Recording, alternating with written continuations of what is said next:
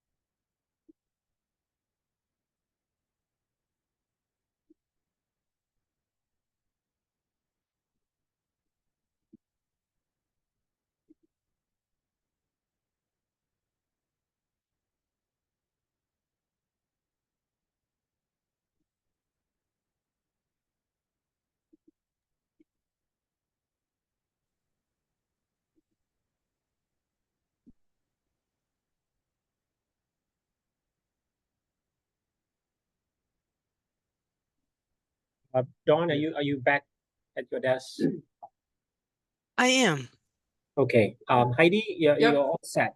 Okay. All right. Good morning, everyone. I'm just pitch hitting for Sayla, who's stuck in traffic. So she asked me to start the meeting. So let's call the meeting to order. Dawn, do you want to do the public comments or call the roll?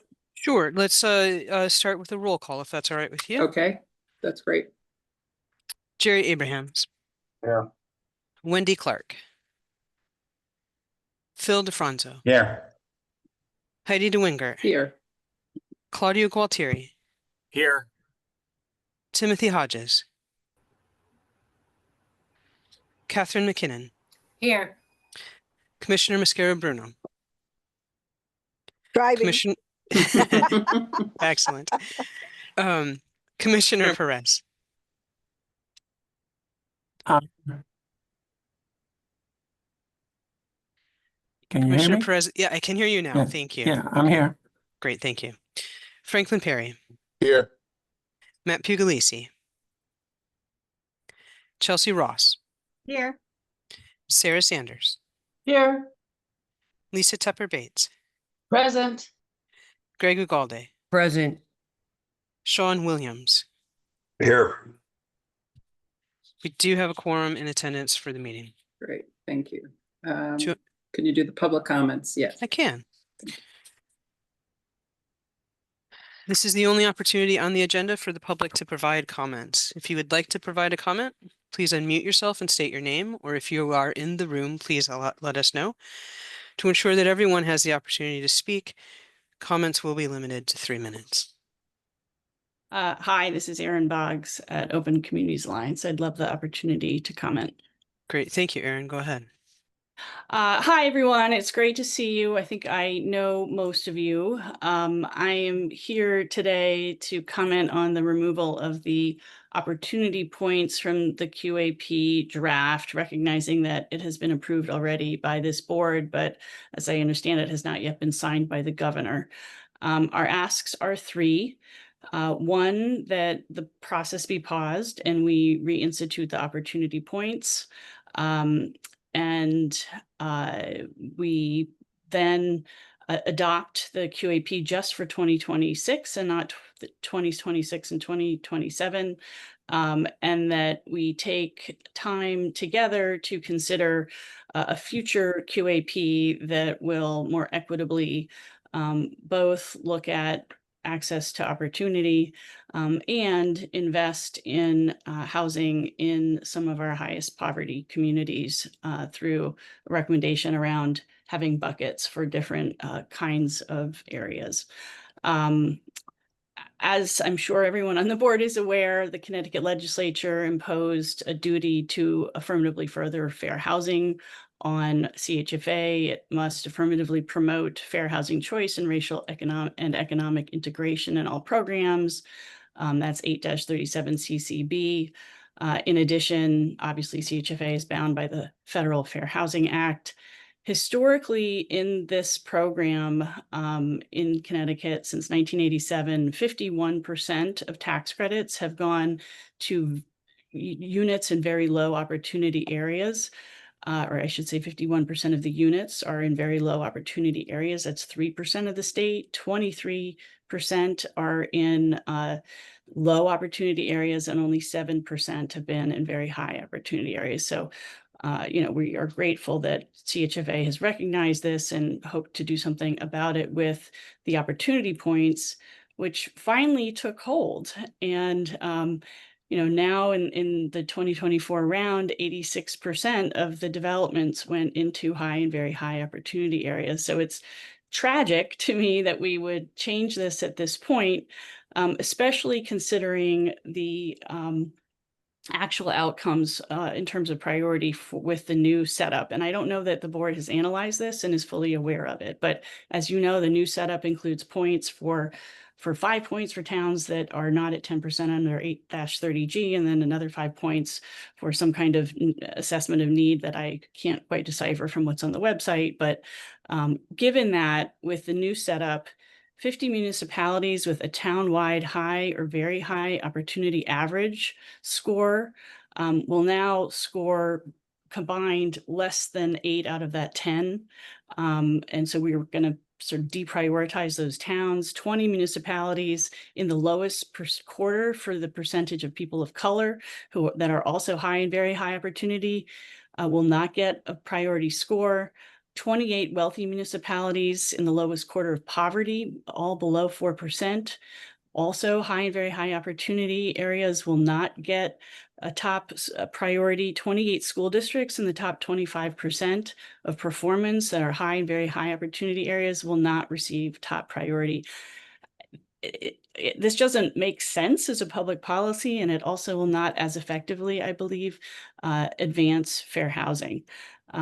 This was done to, in part, I think, appease legislators in particular legislator from Eastern Connecticut. But in fact, Eastern Connecticut has gotten the amount of tax credit units that lines up with its population. And in the last round, they got 3 out of the 10 developments. So this is not about opportunity points. This is really about possible development opportunities brought to CHFA by developers. So that is the sum of my testimony, and thank you for the opportunity to speak today. Thank you. Thank you, Erin. Any other comments? Hearing no other additional comments, the public comment period has now ended.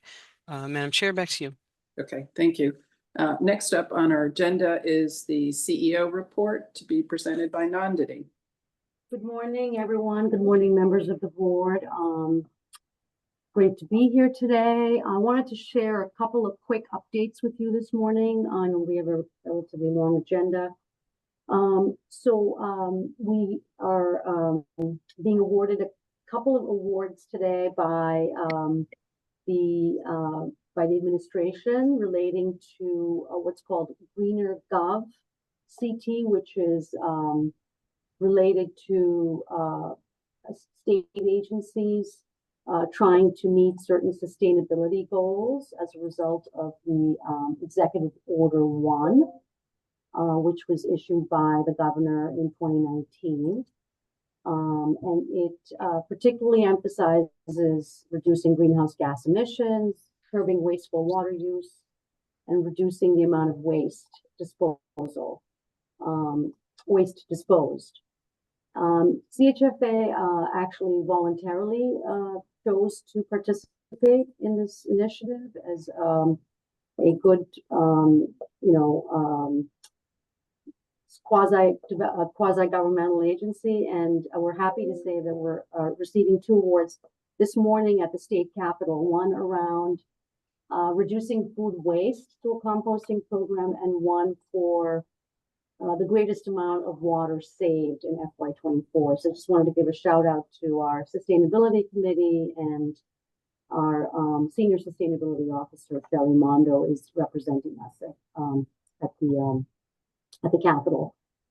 And then really quickly, just I think Hazim kind of referred to it, but we're always looking for ways to increase our effectiveness with the resources we have to administer. And so with respect to the you might have heard about us preserving single-family prepayments, which we use to often extend our borrowing authority.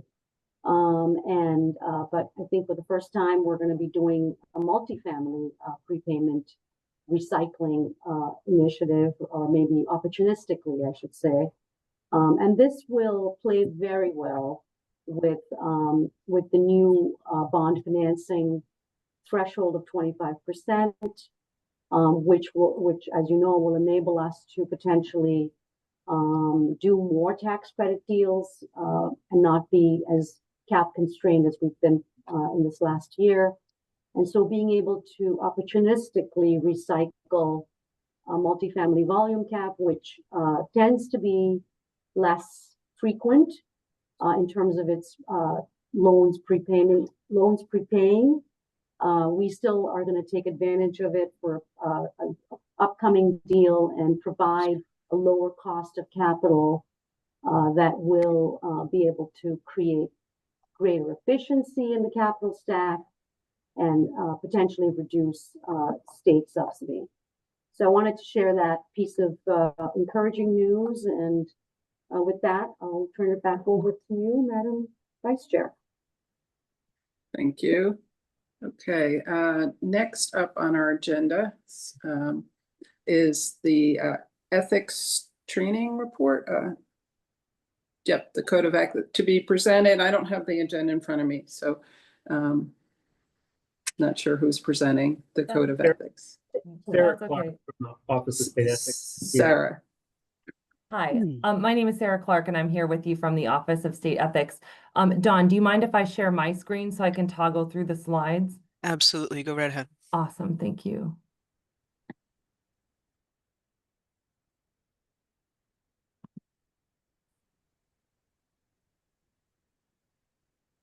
All right, and this is your abridged version of the training for public officials and state employees, and I appreciate you being here with me today. I'm joined, he's with us online, but I'll be leading the presentation with our Executive Director, Peter Lewandowski. And together we're here to work with you in partnership to keep all of your official decision-making and your operations here at the state of Connecticut working within the guardrails of the codes of ethics. The codes of ethics cover state officials, state employees, lobbyists, and contractors. And today we'll breeze through the 6 subsections of the code of ethics pertaining to public employees and public officials and talk about how the different provisions play out in real life. If you remember nothing else from today, we're the other call before you dig agency. Please always call us and ask for advice before taking action. We're here to work with you and help guide you in prospective action.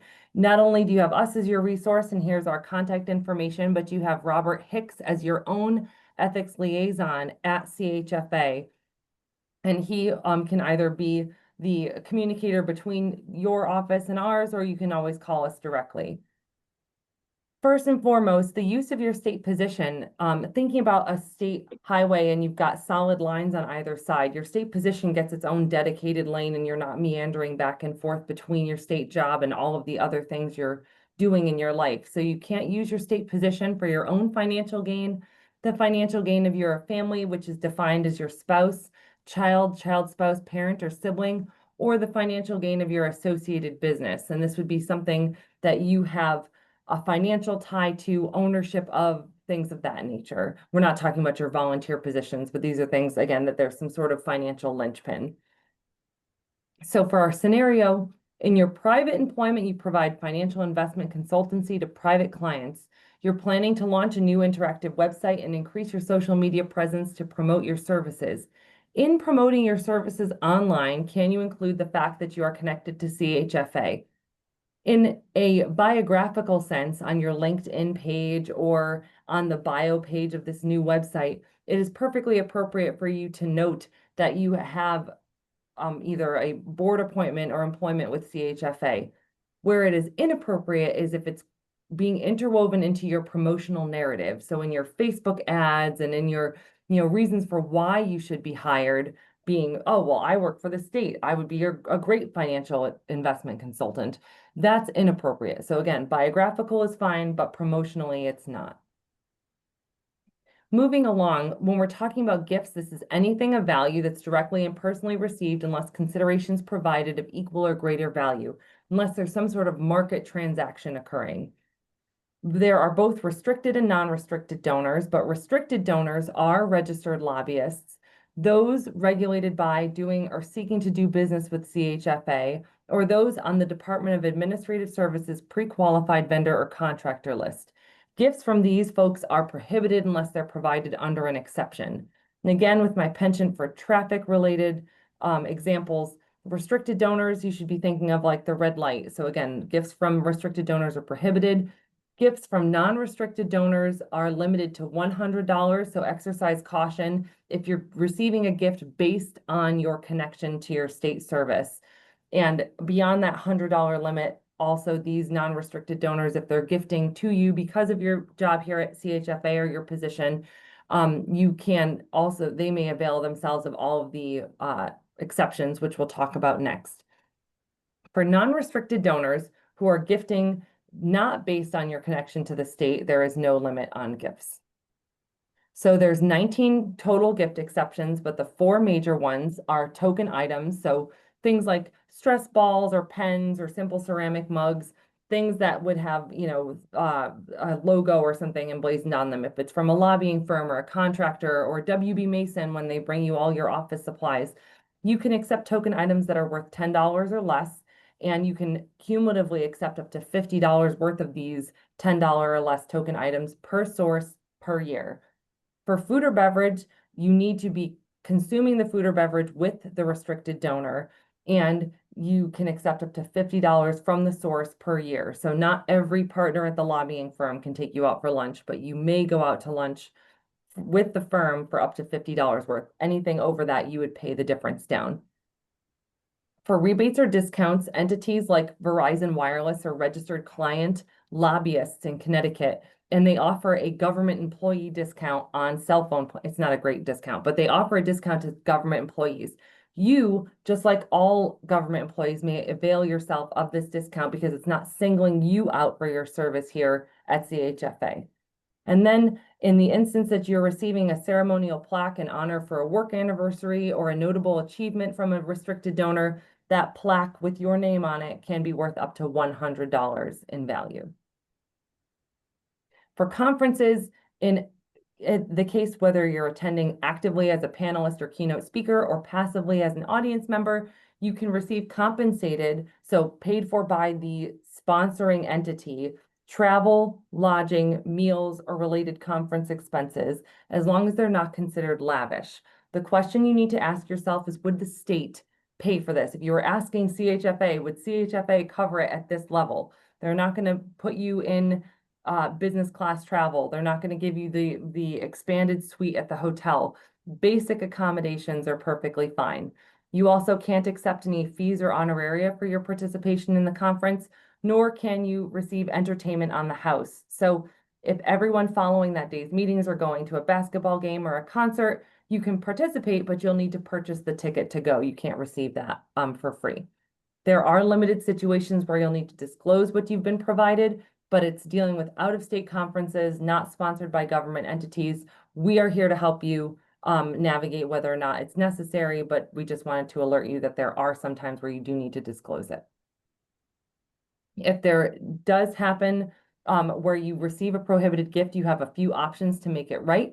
You can either immediately refuse or return the gift if it doesn't meet any applicable gift exception, or you can inform your supervisor. You document that it came in and you can make it a gift to the state. A giant Harry and David gift basket that's well over the limit for what you can receive. You can explain to your supervisor and send out an all staff email that everyone can partake in the gift basket, which would bring the per person value of the basket down to an acceptable rate. You also can return the gift to the donor and recommend that they instead donate it to a charity. Or you can pay the donor fair market value for the gift, but any of those actions need to be taken within 30 days. So your longtime friend gets hired by the government relations department of a Fortune 500 company. The company is a registered client lobbyist in Connecticut. You're going out to dinner and he wants to pay for it. Can your friend pay for your dinner? So you do need to ask some questions of your friend before accepting dinner. So is your friend paying personally for dinner? If he is planning on seeking reimbursement from the company or swiping the company card, then it's going to be food or beverage provided by a restricted donor, and now you're held to that $50 limit. If your friend is paying personally, now you need to know whether or not he himself is a registered communicator lobbyist. If he is a registered lobbyist, he doesn't have to be working in the government relations department, but it's likely. But if he is a registered lobbyist, even if you've been friends since grade school, you're going to need to sustain that $50 limit.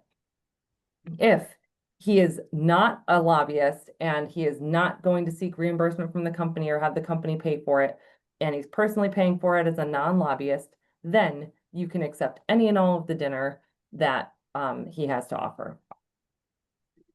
For conflicts of interest, we'll talk about direct or potential conflicts and then how the Office of State Ethics handles appearances. So when you're taking official action, you have reason to believe that there might be a substantial conflict of interest if you, your spouse, dependent child, or associated business, as we described earlier, will obtain a direct monetary gain or suffer direct monetary loss by reason of your official activity in a way that's distinctly different from others in the same profession or group. Your staff needs to recuse themselves from the situation by providing something in writing, something as simple as an email to a supervisor, and then that task, project, or grant would get reassigned to somebody of equal or higher rank in the office. It can't be assigned to somebody who's a subordinate. And for the board, they do need to recuse themselves. For potential conflicts of interest, we're dealing with a broader network of family, and you're still dealing with their financial interests. So now we're dealing with your spouse, your parent, your sibling, your child, their spouse, and the associated business.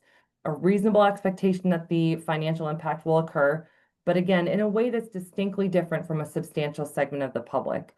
The staff would follow the same protocol by recusing themselves in writing, and the board has two options: either to recuse themselves, or they need to make a statement in the meeting on the record of why they can still act in the public's best interest, despite, the overlap of their, other family or personal life and their state business today.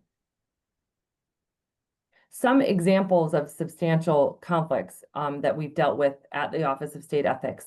A state official failed to recuse himself from taking official action on his own workers' compensation claim, which resulted in a financial advantage. Also, a board member of a quasi-public agency advanced his company's interests in doing business with the quasi-public agency by influencing decision-making of other board members and the staff and utilizing confidential information obtained by virtue of his service on the board for the benefit of his company. With potential conflicts, we've had a state official who created a $80,000 temporary worker position in a proposed grant for another agency that the official intended to obtain upon their retirement from state service. Separately, a former member of a quasi-public agency failed to disclose a potential conflict of interest when a company with whom his wife owned stock applied to the agency for a multi-million-dollar loan. So in these cases, it was obvious, like this was a clear problem that was not avoided, or in some cases was put into motion. So for our scenario, your spouse is a non-management employee of a private company that's applying for funds for a new development project in Newington. Are you permitted to work on the grant? And then what if your spouse is the president of the company?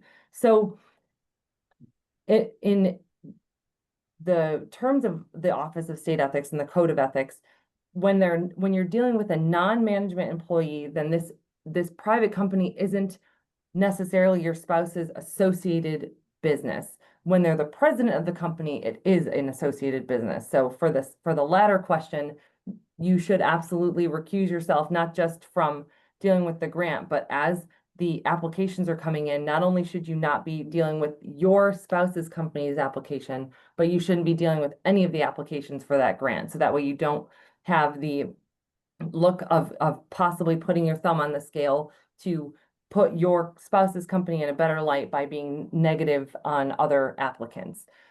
So again, when your spouse is not managing the company, then it's not an associated business. So that would be okay. However, CHFA, you may encourage your staff to recuse themselves anyways, just to keep a further distance from any possible issues.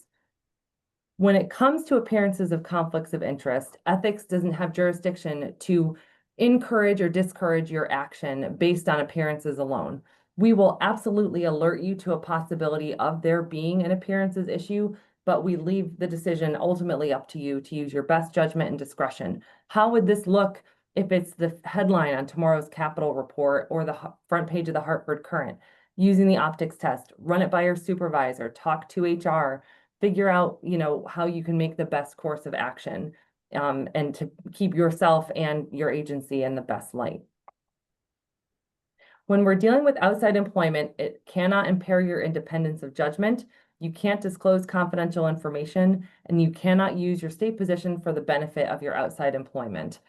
Specifically for quasi-public agencies, if the board exercises control over the contract's subject matter, board members cannot contract with the quasi-public agency unless that process is open and public.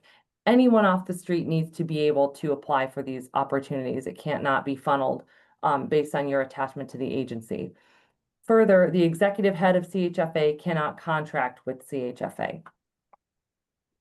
And finally, the revolving door provisions, talking briefly about what comes into play following your service here at CHFA. There are 2 lifetime bans. The first on confidential information. You cannot disclose confidential information for the benefit of yourself or another person. And there's also a lifetime ban on representation concerning particular matters, so contracts or grants, if that official or employee participated personally and substantially. So this is what we call the side switching provision. For 1-year bans, you cannot represent others for compensation before CHFA for the first year following your employment or attachment here. For contracts, you cannot, this is specific, but for any contracts over $50,000, you cannot accept employment if your resignation from state service occurs less than 1 year after that contract is signed. And this is a dual ban, so the employer cannot hire you either. For quasi-public agencies, your board members cannot seek, accept, or hold employment with a party to the contract for a period of 1 year following the signing of the contract for any contracts over $50,000 following their service at CHFA. And for a scenario, upon leaving state service, you join a lobbying firm that engages in both legislative and executive branch lobbying. Can you represent clients before legislative committees immediately upon leaving state service? The short answer is yes.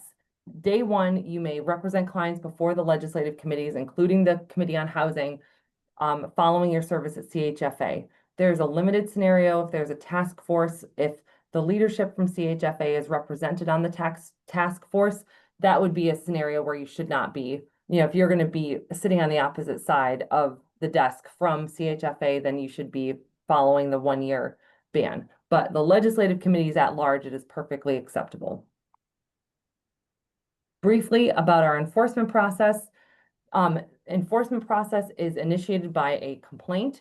They come in from members of the public, leads, anonymous tips, or they're filed by the ethics enforcement officer himself. While the investigation is ongoing, it remains strictly confidential. We do not disclose that the complaint's been filed to the media, to the public, or otherwise. The complaint is filed, the investigation occurs, and once we've reached a point that it seems that there's been a clear violation of the codes of ethics, we will bring this investigation before a judge trial referee, and the judge trial referee will determine whether or not they agree. And if they do, then we will have a noticed board hearing, and that's the point where this matter becomes public. So it's a noticed meeting.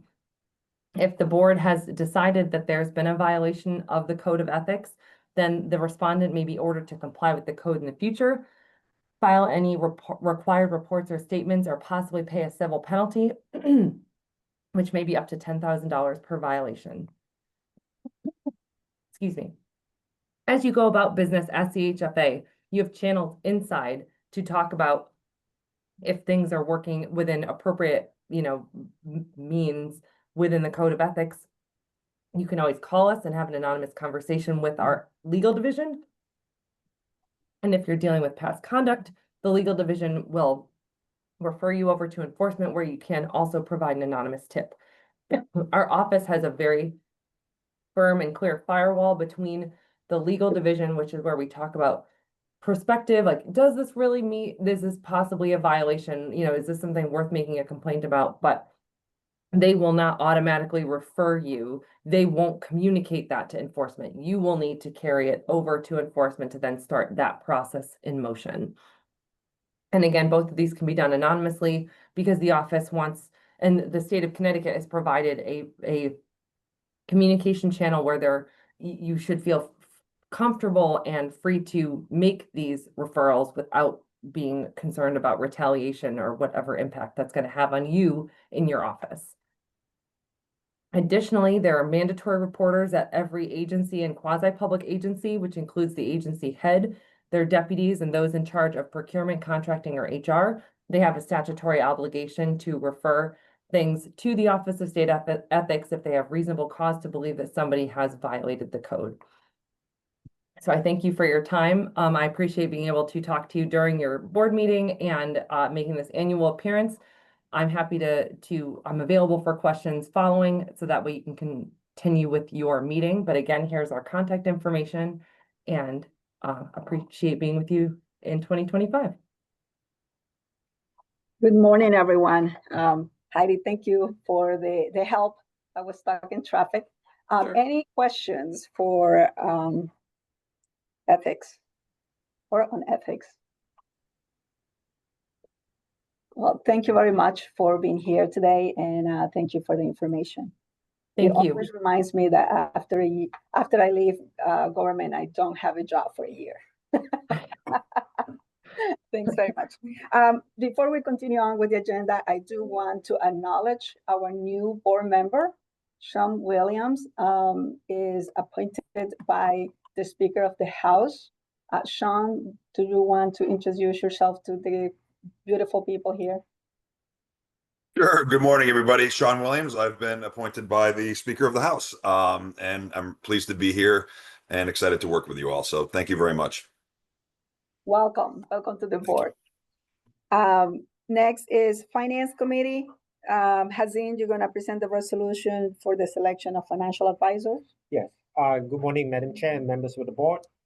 For your approval, resolution to select financial advisors for CHFA programs. As required by our statute and procedures, we are to conduct and publish an RFP every 3 years for financial advisors. The appointment will be effective for 3 years or for calendar year 2026, 27, and 2028. The last evaluation was done in 2022.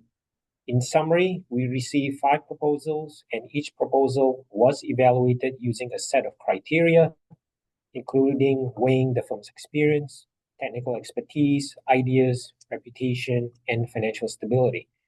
Accordingly, we are recommending 2 firms, Kinmitter and Associates and CFX, to act as CHFA financial advisors and perform financial functions as determined by CHFA.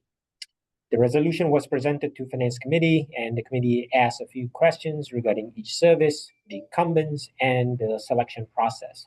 The resolution was approved unanimously by committee, and I'll be happy to answer any questions the board may have at this time. Thank you, Hazin. Can I have a motion to approve the resolution presented by Hazin? Motion to approve. Don, you got that? No, a little Yeah, clarification would be helpful. I did get Greg, I heard you, and I heard another voice, but I don't know who it was. Jerry. I'll second. Jerry, Jerry, thank you.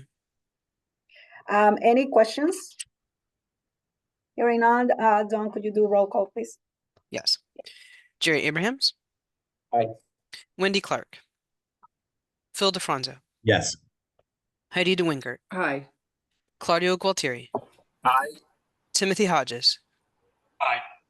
Catherine McKinnon? Aye. Commissioner Mosquera Bruno? Yes. Commissioner Perez? Yes. Franklin Perry? Yes. Matt Puglisi? Yes. Chelsea Ross? Yes. Sarah Sanders? Aye. Lisa Tepper Bates? Aye. Greg Ugalde? Aye. Sean Williams? Yes. The vote passes unanimously. Motion carries. Thank you, John. Next item on the agenda is the Mortgage Committee, but before we get into the resolutions, I just want to acknowledge that Tim Hodges will leave Finance Committee and will join Mortgage Committee. We're very sad. He'll go Very from sad. Well, he'll go from helping Tim. us. He'll go from helping us get the money to spending the money. He now knows everything on the finance side, so he's going to come and try to spend that money. Thank you, Tim, for your contribution. Pat, you're going to present the next resolution from the Mortgage Committee, the finance of 240 Deming, South Windsor, Connecticut. Yes, thank you. Good morning, everybody. At Tuesday's Mortgage Committee meeting, Steve Norris presented a request for financing for 240 Deming in South Windsor. The total financing request is not to exceed $16.8 million and included a taxable construction only loan of approximately $10.5 million, interest only at 6.8% for 24 months, and a taxable construction of perm note of approximately $5.3 million, interest only for 24 months at a rate of 7.1%, and thereafter amortizing on a 40-year schedule with a 35-year term. And finally, a loan of $1 million from our Opportunity Fund at a rate of 1% to be paid interest only during the construction period, and thereafter with 25% of adjusted cash flow after the full repayment of the deferred developer fee over a term of 35 years. This project received a 2025 9% low-income housing tax credit award and will result in the new construction of a mixed-income rental community consisting of 55 units located near Evergreen Walk in South Windsor. The developer is the Metro Realty Group, which has an extensive history of successful development and management of affordable housing with Connecticut, with CHFA, with 1,547 units currently under operation. 11 of these units will be available to households at or below 30% AMI. 22 of the units will be at or below 50% AMI. 11 of the units will be at or below 80% AMI, and 11 of the units will be unrestricted. 13 of the units will receive state rental assistance subsidies, and will serve intellectually disabled residents.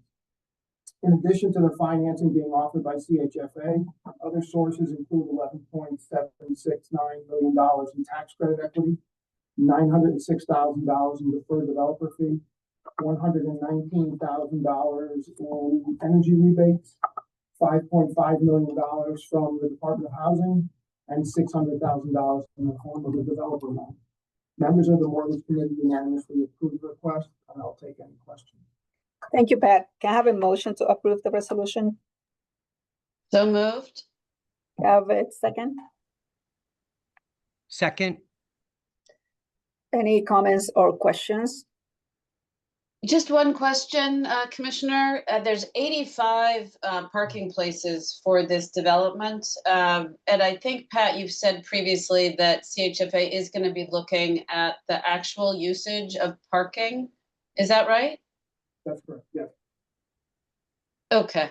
That just seems like an awful lot of parking for this development, and I understand there are standards you're currently applying, but it is my hope that we'll hear from you relatively soon on what we actually understand about the true use of the parking that we are requiring as part of these developments. Thank you. And just so everybody knows, this represents, I think, one parking space per bedroom. Roughly that. But I'm having a little bit of a hard time hearing you, Pat. I don't know about others.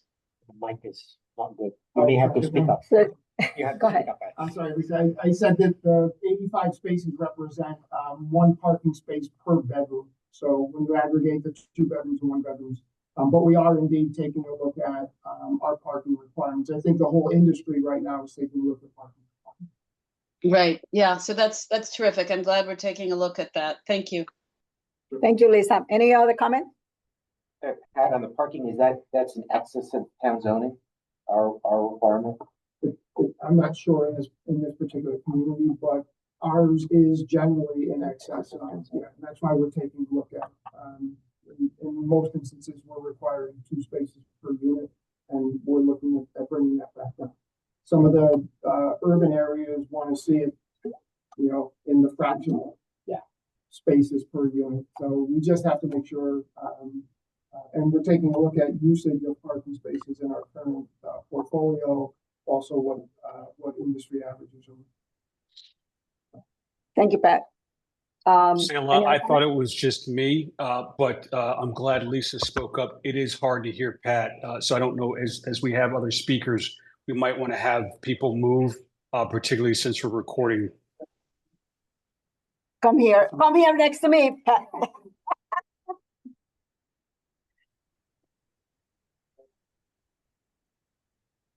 Thank you, Tim. Any other comments before we move on to the voting? All right, so John, could you do roll call, please? Yes. Jerry Abrahams, Yes. Wendy Clark, Phil DeFranzo, Yes. Heidi DeWingert, Aye. Claudio Gualtieri, Aye. Timothy Hodges, Aye. Catherine McKinnon, Aye. Commissioner Mascaro Bruno, Yes. Commissioner Perez, Yes. Franklin Perry, Yes. Matt Puglisi, Yes. Chelsea Ross, Yes. Sarah Sanders, Aye. Lisa Tepper Bates, Yes. Greg Ugalde, Aye. Sean Williams. Yes. Vote passes unanimously. Motion carries. Thank you, Dawn. The next resolution is the finance of Horizon View project in Montville. Pat? Can you hear me now? Look at here. All right. Good morning again. At Tuesday's Mortgage Committee meeting, Trayvon Perry presented a request for financing for Horizon View in Montville. The total financing request is not to exceed $6.8 million and included a taxable permanent only note of approximately $5.8 million at a rate not to exceed 7.67% and amortizing on a 40-year schedule with a 35-year term, and a loan from our opportunity fund of $1 million at a rate of 1% to be paid interest only during the construction period and thereafter with 25% of adjusted cash flow after the full repayment of the deferred developer fee over a term of 35 years. This project also received the 2025 9% low-income housing tax credit award and will result in the new construction of a mixed income rental community consisting of 57 units located near the Mohegan Sun Casino in Montville. The developer is Honeycomb Real Estate Partners, who recently successfully completed the Camelot in West Hartford and currently has the Monarch in New Haven under construction. Both properties were also financed by CHFA. 12 of these units will be available to households at or below 30% AMI. 23 of the units will be at or below 50% AMI. 10% of the units will be at or below 60% AMI, and 12 of the units will be unrestricted. 12 of the units will also receive state rental assistance subsidies and will service residents with intellectual disabilities. In addition to the financing being offered by CHFA, other sources include $11.62 million in tax credit equity, $941,000 in deferred developer fee, $123,000 in energy rebates, $6 million in DOH flex funds, and $207,000 in the form of a developer loan. Members of the mortgage committee unanimously approved the request, and I'd be happy to take any questions. Thank you, Pat. I can have a motion to approve the resolution presented by Pat. So moved, Heidi. Thank you, Heidi. Can I have a second? Yes, this is Claudio. I can second, Commissioner. Thank you, Claudio. Any questions or comments? Commissioner, just because we're on the topic of parking, does the number of parking spaces created for this development show up here? Pat, Yes. I didn't see it quickly. 132. I questioned that last week, Lisa, and it is 132 units for the, 132 parking spaces. For how many units total? For how many bedrooms, I guess is the question? For 87 bedrooms. Okay. All right. Well, thank you. Mortgage committee, put it on your agenda to talk about parking. Thank you. Any other comment? Yeah, I have my hands up, Sailor. Yes, Commissioner. I don't want to be the party pooper, but parking is important for the neighborhoods. As somebody who was an alderman, which is the most local level of government for almost 30 years, and in an area that was very low income, it had a lot of multifamily development, and that was a consistent complaint about not enough parking. So I understand the competing two items, but it is not as simple as, they're poor, they don't have cars, right? They do have cars, and they do have people that come and visit them in cars, and that was one of the biggest things. Not that I want to open up this can of worms, and that was one of the biggest dispute or difference of opinion in the recent housing bill that got vetoed, and it was around that went too much into the other stream where they almost eliminated parking. So I just want to make sure that both sides of the argument are seriously considered, and not in our eagerness to do more units, that what we're doing is setting up a development to fail instead of to succeed. As someone who lived with it for almost 30 years as a local alderman in the Hill section. I want to second George's concern there. I too want to express that concern. Although to the point earlier, I think we're going to discuss this in mortgage.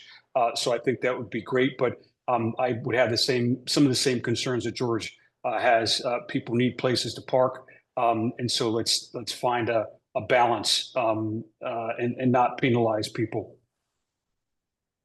Or the neighborhoods, or the neighborhoods that they're going to go in. They have enough struggle to be accepted in some of those neighborhoods.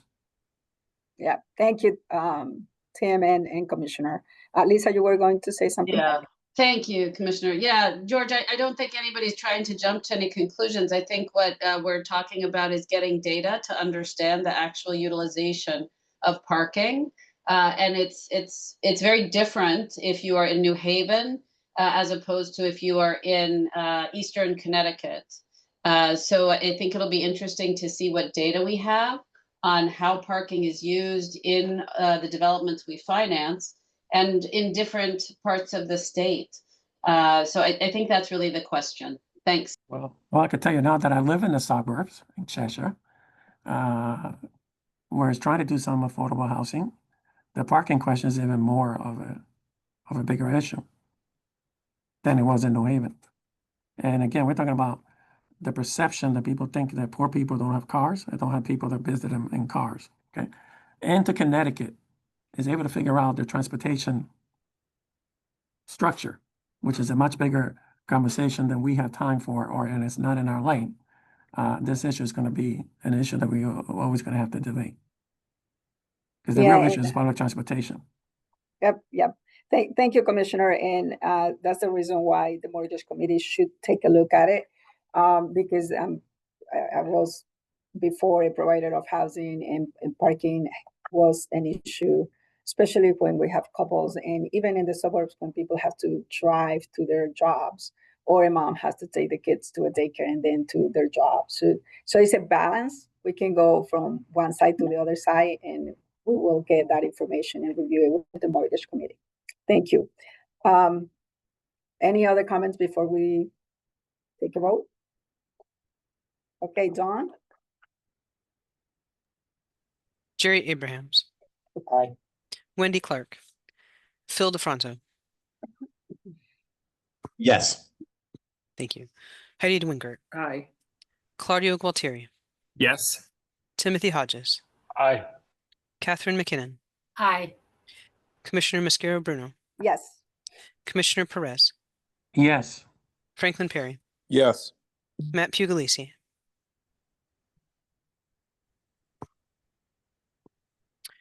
Matt, I didn't catch that. I'll come back around to you. Chelsea Ross. Yes. Sarah Sanders. Aye. Lisa Tepper Bates. Aye. Greg Ugalde. Yes. Sean Williams. Yes. And Don and Matt's here voting yes. Great. Thank Thank you very you. much for that. The vote passes unanimously. Motion carries. Thank you, Dawn. Next resolution from Mortgage Committee is the modification of properties from the Metro Realty Group. Pat? Thank you. At Tuesday's Mortgage Committee meeting, Liz Valagorski presented a request for the modification of 6 loans for Metro Realty. The request includes an interest-only period of 10 years at a rate of 7%, with a balloon payment due at the end of the 10 years. The aggregate outstanding principal balance at the time of this memo is approximately $15.3 million. These loans were extended between the years 2001 and 2007 and resulted in the development of 6 new communities. Metro has 20 properties currently in CHFA's portfolio with 1,547 units. All of the properties are well managed and in good overall condition. The loans have always paid as agreed. The developer has been doing some succession planning with his initial efforts focused on the refinancing of these 6 loans. The loans have reached the point in their amortization where the majority of the payment goes towards the repayment of principal, which produces taxable income. In order to advance his succession plan and to address the tax burden created on the principal paydowns, the developer approached several lenders to inquire about agency debt. When CHFA became aware that Metro was seeking to refinance the properties, we approached the owner and asked for an opportunity to address its financial needs. In order to retain these loans in our portfolio, we proposed the modification of the 6 loans to convert the payment structure to the interest only for a period of 10 years, with a balloon payment due at the end of the term. This proposal addresses the succession and tax concerns of the developer while allowing us to retain oversight of the loans and position the loans for future recapitalization and resyndication. In addition, CHFA will collect approximately $3.6 million in additional interest over the 10-year period. Mortgage Committee members expressed their affinity for this proposal, asking if we might be able to utilize the structure again on other preservation deals. It was discussed that we are open to using it again in similar situations that might provide similarly positive results. Members of the Mortgage Committee unanimously approved the request, and I'd be happy to take any questions. Thank you, Pat. Can I have a motion to approve the resolution presented by Pat? So moved. Thank you, Lisa. Can I second? This is Claudio, I'll second. Thank you, Claudio. Any comments or questions? Just one comment, Commissioner. I think that Pat just made a very important point. So while Metro is the current developer under consideration, it does mean a lot that we look at this program as being more universally acceptable in the future, if as developers can become qualified under these terms. Because I think in the past, there was just no way for us to continue the business relationship, and many of the developers would love to stay under the CHFA roof, and I think this is going to give people an opportunity to do that. Thank you, Greg. Any other comment or question? Hearing none, John, could you please do roll call? Yes. Jerry Abrahams. Aye. Wendy Clark. Phil DeFranzo. Yes. Heidi DeWingert. Aye. Claudio Gualtieri. Yes. Timothy Hodges. Aye. Catherine McKinnon. Aye. Commissioner Mascara Bruno. Yes. Commissioner Perez. Yes. Franklin Perry. Yes. Matt Puglisi. Yes. Chelsea Ross. Yes. Sarah Sanders. Aye. Lisa Tepper Bates. Yes. Greg Ugalde. Aye. Sean Williams. Yes. The vote passes unanimously. Motion carries. Thank you, Don. Next item is the resolution regarding the capital need assessment for the Structured Supportive Housing Initiative portfolio. Yes. Good morning again. Before you is a request for the authorization of payment for capital needs assessments for the 48 properties in our Supportive Housing Initiatives portfolio. The aggregate amount for all the proposed CNAs will not exceed $180,000. In the board memo before you, we have provided details regarding the history of the initiatives. But in short, in the years between 1995 and 2015, in conjunction with various other state agencies, CHFA administered a series of initiatives which resulted in the development of the 48 properties now active in our Structured Supportive Housing Initiatives portfolio. The developments range in size from 4 to 102 units, and all units in these developments are dedicated solely to those individuals with supportive housing needs. In the early part of this year, CHFA and DOH began to develop a plan to ensure the longevity of this portfolio. The initial concern was with the current capital needs for each of the properties. It was determined that in order to better identify the capital needs and create plans to finance these needs, capital needs assessments would be required for each of the properties. For those of you unfamiliar with the term, a capital needs assessment is a detailed evaluation of the property's physical condition used to determine future capital expenditures needed for repairs, replacements, and upgrades. CNAs are often used as the starting point in creating a strategy for the recapitalization of a property. These CNAs are the first step in a larger strategy, which will include a DOH-sponsored clinic, which will be provided for the operators of these communities with the purpose of putting plans in place to finance the capital needs in the future and counsel the operators of these properties in the management of their operations. As these properties do not generate very much income or any income at all in most cases, they were initially set up with reserves to cover their operational shortfalls. Several of the properties have already required replenishment of those reserves over the years. With little disposable income, the properties do not have the funds available to pay for these studies, and as such, CHFA, as a means to determine the cost, issued our request for proposals for CNA providers on April 4th. We received 7 responses with 2 firms that best met the requirements of our needs. The portfolio was then split between the 2 firms, and final pricing was obtained, the amount of the combined contracts was just shy of $180,000. Once approved, the contracts will be executed and the CNA work will commence.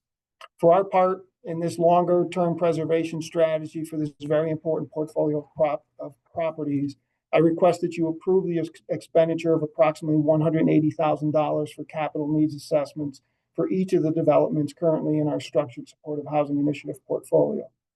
The approval of this request will be followed by a budget modification request to be presented by Hudson. I'll take any questions. Thank you, Pat. Just to add, many of these properties provide a valuable service to our residents because they're very, very low in the supportive units. So I have been receiving many requests from several of these properties to do capital needs assessment. Many of these nonprofits also do not have the capacity to be able to do that capital need assessment. And in order for me and the Department of Housing to come out with the resources, this more likely will be grants. We need to know the scope of work. So this will provide us the information that we need and incorporate it into a clinic to make sure that the owners of these properties also have what it takes to be able to continue on providing the services that we need. Any comments or questions?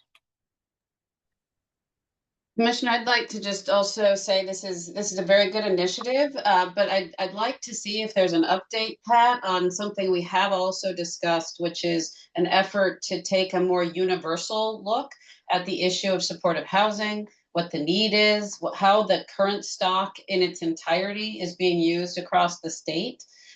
This initiative, I think, is very important, and I agree with it entirely, but I do think that we need a global view of the question of supportive housing, the various pockets of need, and how that whole of the current stock is being utilized right now. So Pat, we've talked about that. Is there an update on where we might be going with regard to better understanding of the full view?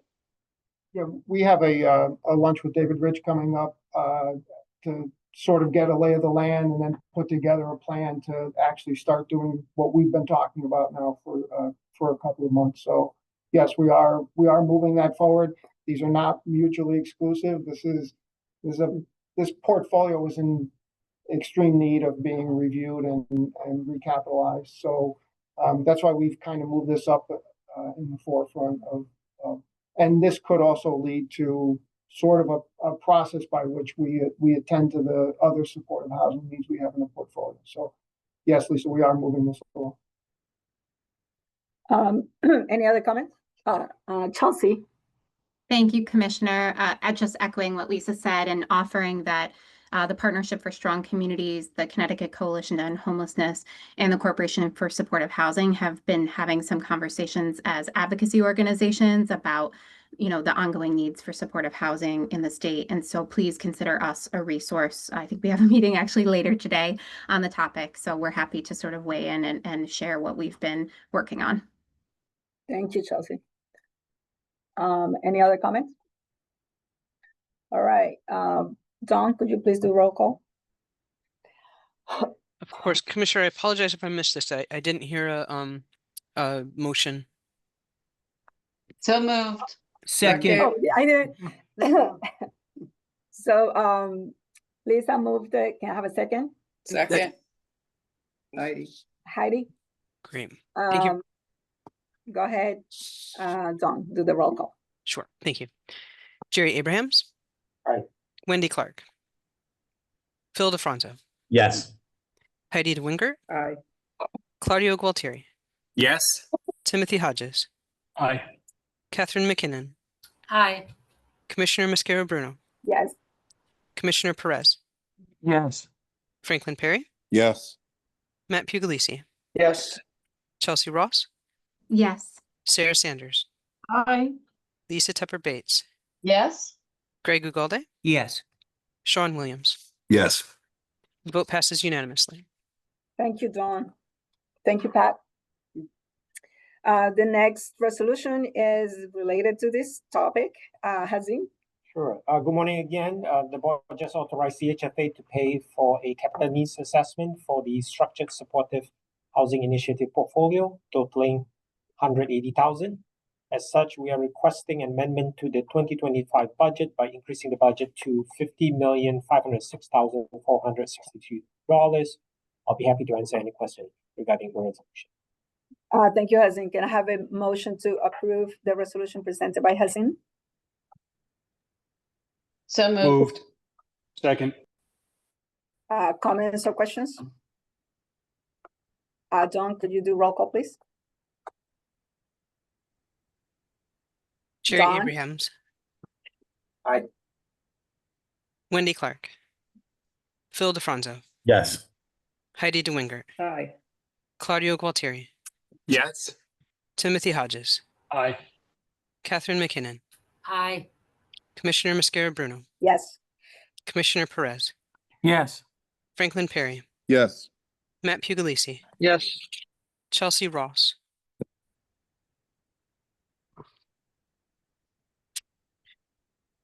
Sarah Sanders, Yes. Lisa Tepper Bates, Yes. Greg Ugalde, Yes. Sean Williams. Yes. The vote passes unanimously. Thank you, Don. Motion carries. Next item on the agenda is executive session. If I can have a motion to get into executive session for the executive director performance review and compensation evaluation. I'll make a motion, Matt. Thank you, Matt. Can I have a second? Second, Greg. Any comments or questions? So do I have to take the vote? As long as it's unanimous. If everybody everybody that agrees with this executive session, please say aye. Aye. Any opposed? Okay, motion carries. Thank you. Commissioner, this is Dawn. Can I just confirm that I'm sending only all of the board members into the breakout room? Yes. Very good. And that anyone who's not on the board was, I think, leaving the conference room right now. Thank you. Okay. I'll send you into the room right now. Thank you. Hey, have lunch today? What? Do you have lunch? Can we have lunch? Oh, you have to go? No, yeah, I did. I need a steak, maybe. Maybe. You're free for lunch? Yeah. Yes.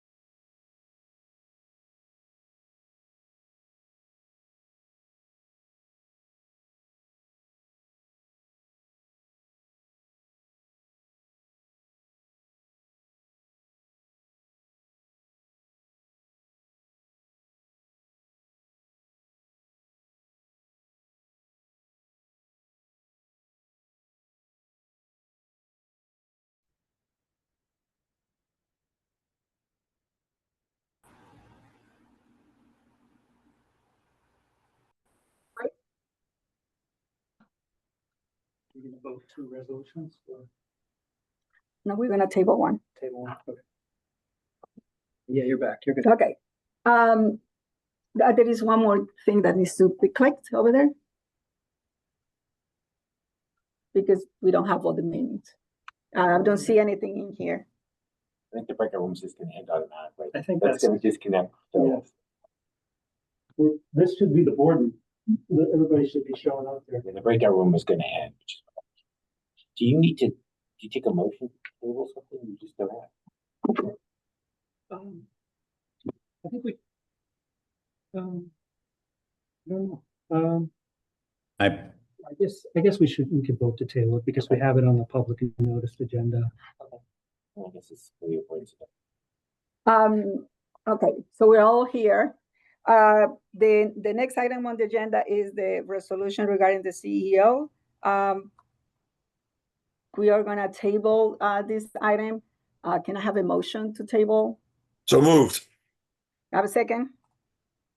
Second. Thank you. Any comments or questions?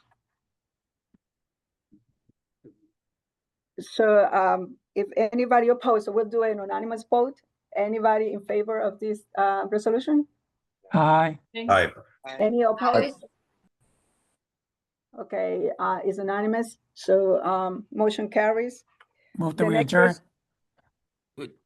How about consent agenda? Motion to approve the consent agenda? Yeah, there is one more. Okay. Hold on, I have two more items. A resolution, there is a resolution regarding the executive coach professional development engagement. Can I have a motion to approve that moved. resolution? Can I have a So moved. second? Second, Matt. Any comments or questions? Same thing. All those in favor say aye. Aye. Any opposed? Abstain?